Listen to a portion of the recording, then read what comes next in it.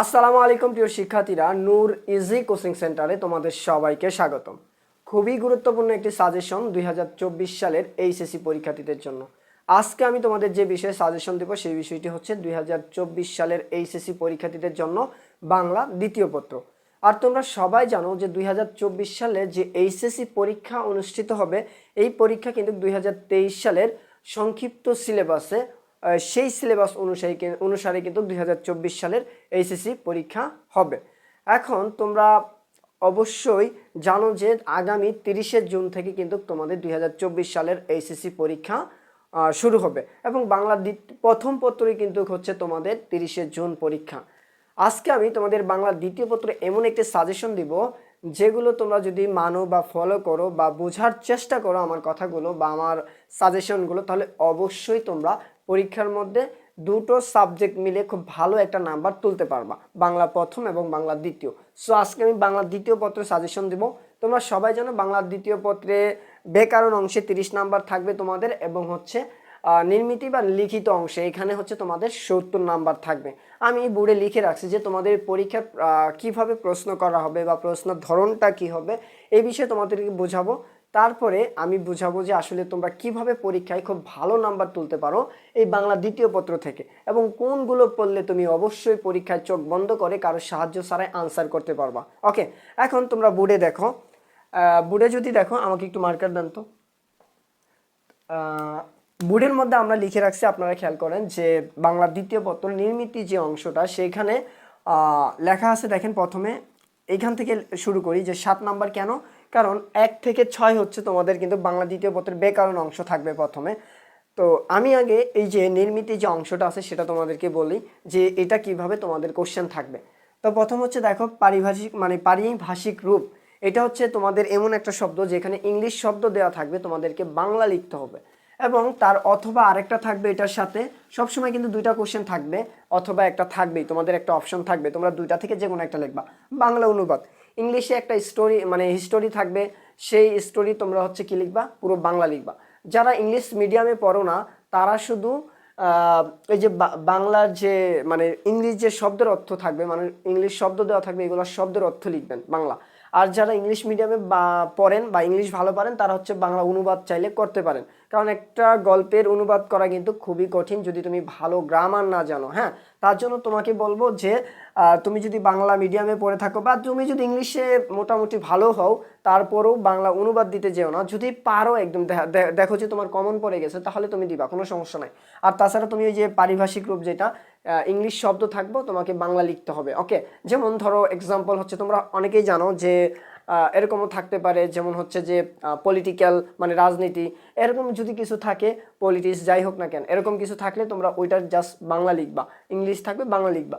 তারপরে 8 নম্বর, তোমরা কিন্তু এই জিনিসটা সাথে তোমরা নতুন পরিচয়, কারণ দিনলিপি কিন্তু তোমরা কখনোই পড়ো নাই। তবে এই যে প্রতিবেদন, এই প্রতিবেদন কিন্তু তোমরা পড়ছো ক্লাস 9, 10, 8-এ পড়ছো।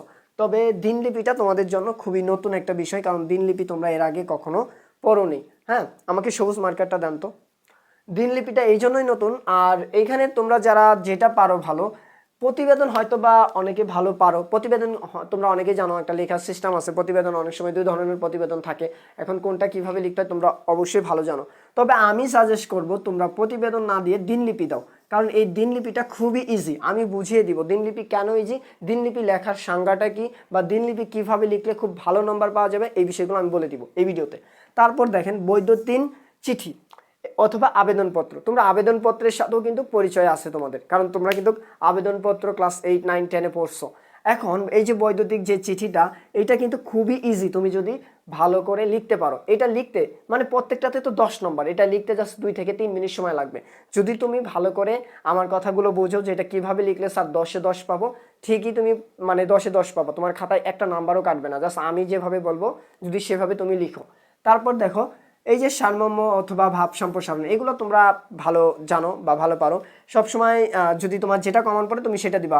সারমর্ম অনেক ছোট হয় আর ভাব সম্প্রসারণ মানে প্রশ্নটা ছোট থাকে আর উত্তরটা অনেক বড় হয়, যেটা আমরা শিখছি। তারপরে এই যে ছোট গল্প মানে 11 নম্বরে তোমাদের থাকবে হচ্ছে কি ছোট গল্প অথবা সংলাপ। দেখো ছোট গল্পর চেয়ে এই সংলাপ লেখাটা কিন্তু খুবই ইজি, এই সংলাপ বলতে আমরা ডায়লগকে বোঝাই। হ্যাঁ, ইংলিশে আমরা ডায়লগ লিখি না, দুইজনের কথোপকথন হয়, ওই ঠিক তোমার কমন না পড়লেও কিন্তু তুমি এই সংলাপ লিখতে পারবা। তোমাদের এই দুইটাই থাকবে, ছোট গল্প অথবা সংলাপ, যে কোনো একটা লিখতে হবে। এই জন্য আমি মাঝখানে অথবা অথবা দিয়ে রাখছি। আর লাস্ট হচ্ছে তোমাদের যে 12 নম্বর, সেই 12 নম্বর হচ্ছে প্রবন্ধ রচনা থাকবে। 5টা রচনা থাকবে, এখান থেকে যে কোনো একটা রচনা তোমরা বই থেকে পড়ে যাবা, ওই টপিকগুলো মনে রাখবা, জাস্ট লিখে দিবা, ইজ ফাইনাল। এখন তারপরে খেয়াল করো যে এইখানে কিন্তু আমি লিখে রাখছি যে বাংলা উচ্চারণের নিয়ম, কারণ এটা হচ্ছে বাংলা ব্যাকরণ অংশ। এই ব্যাকরণ অংশের মধ্যে দেখো প্রথম 1 নম্বরে থাকবে বাংলা উচ্চারণের নিয়ম, যার মধ্যে 5 নম্বর, 5টা শব্দ থাকবে। তুমি যে কোনো বলতে পারে, যেমন বাংলা উচ্চারণ নিয়ম বলতে কি বোঝায়, যেমন আ ধ্বনির উচ্চারণের 5টি নিয়ম লিখো। যদি তুমি ভালোভাবে পাবো, মানে ভালো করে পারো, তাহলে হচ্ছে তুমি 5 নম্বর পাবা। তারপরে দেখো 2 নম্বর বলছে বাংলা বানানের নিয়ম, তোমাকে বলে দিবে যে কোনো একটা বানানের নিয়ম লেখার জন্য, তুমি যদি পারো তাহলেই তো 5 নাম্বার। তবে গ্রামারে হয়তো বা তোমরা অনেকেই কাঁচা, কারণ গ্রামারটা একটু কঠিনই বটে, তবে যারা পারো তাদের কাছে তো কোনো কঠিনই না। 3 নম্বরে থাকবে ব্যাকরণিক শব্দের শ্রেণী, তারপরে 4 নম্বরে বাংলা শব্দের গঠন, এবং 5 নম্বরে বাক্যতন্ত্র অংশ, এবং 6 নম্বরে থাকবে তোমাদের বাংলা ভাষার অপপ্রয়োগ বা শুদ্ধকর, মানে কিছু বানান থাকবে যেগুলো অশুদ্ধ, সেগুলোকে তোমরা শুদ্ধ করবা। হ্যাঁ, এই হচ্ছে তোমাদের গ্রামার অংশ। এখন তুমি যদি পরীক্ষায় ভালো করতে চাও, তাহলে তোমাকে কিভাবে লিখতে হবে বা কিভাবে তুমি পড়ে যাবা, তাহলে তোমার কমন পড়বে। হ্যাঁ, দেখো তুমি গ্রামার 30-এর মধ্যে যদি 10ও পাও, এটা তোমার প্লাস। আর যদি তুমি 15 পাও, এই গ্রামারের মধ্যে যদি তুমি 15 তুলতে পারো, এটাও তোমার জন্য প্লাস। তুমি 10 অথবা 15 তুলো, কারণ তুমি ভালো স্টুডেন্ট না গ্রামারে, আর গ্রামার অনেক কঠিন তোমাদের কাছে, এটা আমি জানি। তুমি 15 পাও অথবা 10 পাও, কিন্তু পেতে হবে। যদি এইখান থেকে 15 বা 10 তুলতে পারো, তাও তুমি A+ তুলতে পারবা, ঠিক আছে, যদি এই যে নির্মিত অংশটা ভালো করে পারো। হ্যাঁ, এইখানে প্রত্যেকটা স্টুডেন্ট না পারলেও আমি জানি পরীক্ষার মধ্যে 20 অথবা 15 চোখ বন্ধ করে পায়, 20 অথবা 15, কারণ এখানে তো ভুলের কিছু নাই। তুমি লিখলেই টিচার তোমাকে নাম্বার দিবে। তোমার পাশের বেঞ্চে যে থাকে, অনেক সময় এরকম হয় না যে তোমার বন্ধু ভালো পারে, জাস্ট ওই গ্রামারটা তুমি একটু কপি করে নিলা, কোনো ব্যাপার না। তবে তোমাকে কিন্তু এটা কপি করা তোমার পক্ষে সম্ভব না। তুমি যদি এটা কারোটা কপি করতে যাও, তোমার টাইম লস্ট হবে। এখন এইটা কিভাবে লিখবা, দেখো এটা তো বলে দিছি যে ইংলিশ শব্দ তোমাকে ভালো করে পড়ে যেতে হবে, বোর্ডেরগুলো পড়ে যাবা, যেগুলো বারবার কমন আসছে ওগুলো পড়বা, ওইগুলো থেকে আবার আসে।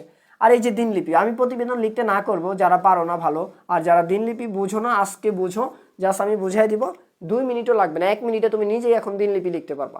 আসলে দিনলিপি বলতে আমরা কি বুঝি, দিনলিপি হচ্ছে একটা ঘটনা মাত্র, আজকে মানে প্রতিদিনই যে ঘটনাগুলো ঘটে, তার মধ্যে বিশেষ একটা ঘটনাই হচ্ছে দিনলিপি। যেমন এই ঘটনা লিখতে হইলে আমাকে সর্বপ্রথম যেটা করতে হবে, ধরো আজকে আমি পরীক্ষা দিচ্ছি, তোমাদের ধরো পরীক্ষা যেমন হচ্ছে 30শে জুন শুরু, এখন 30শে জুন তো তোমাদের হচ্ছে বাংলা প্রথম পত্র, তারপরে ধরো 1 তারিখ হচ্ছে বাংলা দ্বিতীয় পত্র। এখন তুমি বাংলা দ্বিতীয় পত্র 1 তারিখ লিখবা, তো এই দিনলিপি লেখার সময় তোমাকে তোমাকে যে কোনো একটা বিষয় দিনলিপি লিখতে বলতে পারে। ধরো ঐতিহাসিক কোনো ঘটনা সম্পর্কে তোমাকে একটা দিনলিপি লিখতে বলতে পারে, অথবা তোমার তুমি রাস্তা দিয়ে যাচ্ছ, একটা অ্যাক্সিডেন্ট হয়েছে, ওর বিষয়ে তোমাকে একটা দিনলিপি লিখতে বলতে পারে। হ্যাঁ, এখন দেখো তুমি এই দিনলিপি লেখার সময় সর্বপ্রথম যেটা করবা, ডাস্টারটা একটু দিন তো, সর্বপ্রথম যেটা করবা সেটা হচ্ছে, আমি এগুলো মুছে বোঝাই, ভিডিওটা বড় হইলেও তোমরা যদি দেখো তাহলে অবশ্যই পারবা। দেখো দিনলিপি লেখার নিয়মটা হয়তো সবাই জানো, তবে কিভাবে বেশি নম্বর পাওয়া যায় সেটা তোমাদের আজকে দেখাবো। দিনলিপি, আচ্ছা, এই যে দিনলিপি সর্বপ্রথম তোমরা যেটা করবা, যে যখন পরীক্ষা দিবা ওই দিনের তারিখটা লিখবা। যেমন আমি 1 তারিখ পরীক্ষা দিব, তার মানে 7/2024, আমি 24 লিখলাম। হ্যাঁ, এরপরে আমি দিব হচ্ছে কি, এই যে 1 তারিখ আমি যেদিন পরীক্ষা দিচ্ছি সেদিন কি বার সেটা আমাকে জানতে হবে। ধরো আমি তো, তুমি পরীক্ষা দিতে যাবা, তুমি তো জানবাই, আমি ধরে নিচ্ছি 1 তারিখ হচ্ছে রবিবার, এখন আমি রবিবার লিখব। ওকে, তারপরে আমাকে লিখতে হবে কি, যে এই ঘটনাটা কয়টার সময় ঘটে। তুমি একটা অ্যাক্সিডেন্ট রাস্তায় হয়েছে, সেটা দেখছো, তুমি তো একটা টাইম জানো যে দুপুরে 1টা হতে পারে, রাত 10টায় হতে পারে, বিকেল 3টায় হতে পারে। আমি ধরে নিচ্ছি যে দুপুরে অ্যাক্সিডেন্টটা হয়েছে, তো আমি এখানে লিখতেছি যে দুপুর 3টা। হ্যাঁ, এবং এই যে অ্যাক্সিডেন্টটা হইলো, এটা কোথায় হইলো তোমাকে খুঁজে বের করতে হবে। কবে অ্যাক্সিডেন্ট হয়েছে, প্রথমে তারিখ লিখতে হবে, তারপরে বার, এরপরে হচ্ছে স্থান মানে ঠিকানা, তারপরে ধরো এই অ্যাক্সিডেন্টটা কোথায় হইলো আমাকে এখন এটা লিখতে হবে। ধরো আমি লিখলাম যে ঢাকায় হচ্ছে, এটা ঢাকা। ঢাকা কোথায়, যে কোনো একটা জায়গার নাম হতে পারে, পরীক্ষা দেওয়া থাকতে পারে, আমি লিখলাম খিলগাঁও। ওকে, আচ্ছা, বুঝে যদি না পারো, কারণ বুঝতে না পারলেও এই যে এখানের জন্য একটু হয়তো বা সমস্যা, এটা আমি খিলগাঁও লিখছি। এখন কথা হচ্ছে যে এই নিয়মটা ফলো করার পরে তুমি একটা দিনলিপি লিখবা, জাস্ট এইটুকু যদি তুমি পারো, দিনলিপি লেখা তোমার পক্ষে কোনো কঠিন কিছু না। এইটুকু লিখবা যে প্রথম হচ্ছে তারিখ, তারপর হচ্ছে বার, তারপর হচ্ছে সময়, এরপর হচ্ছে ঠিকানা। এরপরে তুমি তোমার মনের মতো করে যে বিষয়ে দিনলিপি লিখতে বলবো, তুমি 2 পেজ অথবা 2.5 পেজ যা লিখো, এইখানে কিন্তু তোমাকে টিচার 8 নাম্বার দিবে। আর যদি ভালো পারো তাহলে 9 অথবা 10-এ 10ও দিতে পারে, কোনো মানে নাম্বার কাট মার্ক বা কাটবে এরকম কিছু হবে না। তারপর খেয়াল করো, আমি তোমাদের যে বিষয়টা বলবো সেটা হচ্ছে যে দিনলিপি তো আমি বলে দিলাম।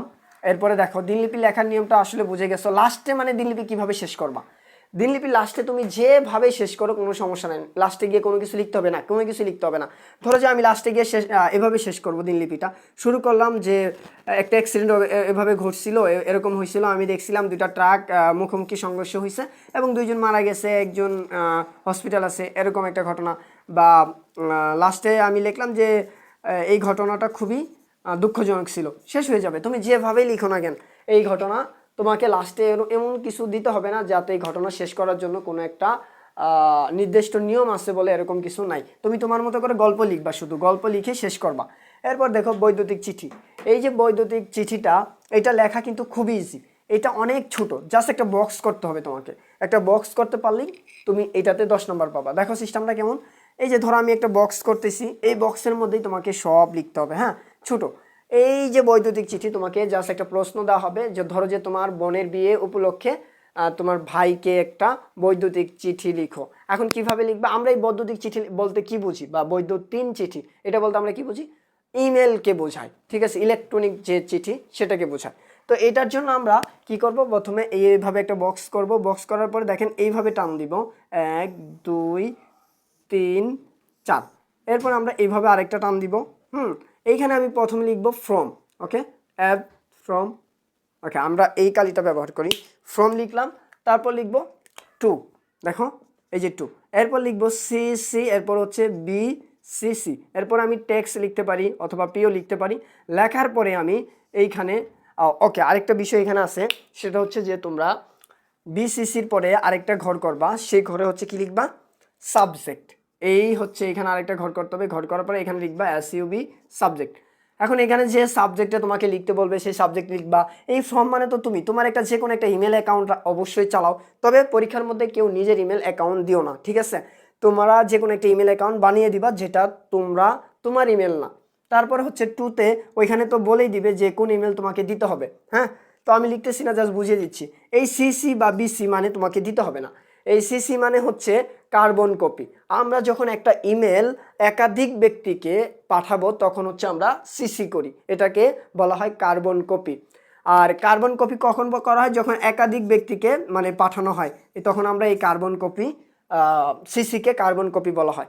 আর হচ্ছে বিসি হচ্ছে ব্রাইন কার্বন কপি, এটার মানে হচ্ছে একটা ব্যক্তিকে, যখন তুমি কোনো একটা নির্দিষ্ট ব্যক্তিকে ইমেল পাঠাবা তখন বিসিসি, কিন্তু তোমাকে এই ফর্মটা এইভাবে লিখতে হবে পরীক্ষার মধ্যে, ঠিক আছে।